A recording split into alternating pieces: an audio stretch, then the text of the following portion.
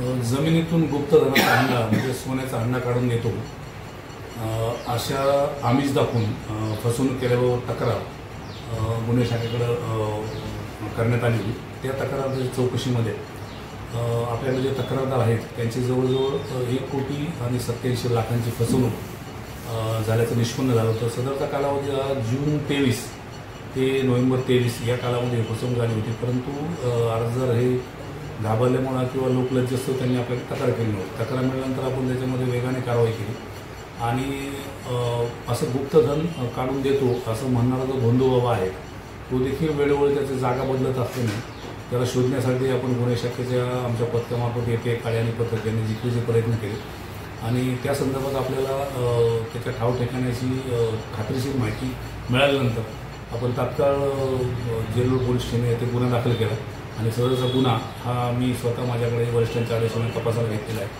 त्या गुन्ह्यामध्ये आपण हा जो भोंदूबाबा आहे याला 9/10/2025 रोजी या गुन्ह्यामध्ये विजापूर आणि शाहीनगर विजापूर या ठिकाणून ताब्यात घेतलेला आहे। ताब्यात ज्यावेळेस आपण घेतलं त्यावेळेस ज्या ठिकाणी तो राहत होता त्या ठिकाणी देखील हे सर्व पूजा अर्चा किंवा जे काय असेल ते परत आपल्याला निष्पन्न झालं।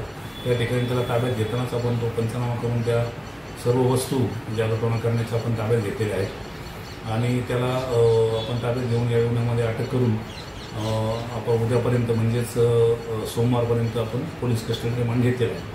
या गुन्ह्यामध्ये फसवणूक त्याचप्रमाणे जादूटोणा अधिनियमाप्रमाणे गुन्हा दाखल करण्यात आलेला आहे आणि ही जी फसवणूक रक्कम आहे ही रक्कम कुणाकुणाला त्यांनी दिलेली आहे किंवा त्याने त्या रकमेचा काय विनियोग केला आहे या संदर्भात तपास प्रगतीपथावर आहे आणि ती रक्कम रिकव्हर करण्यासाठी गुन्ह्यामध्ये जप्त करण्यासाठी आमचे प्रयत्न चालू आहेत।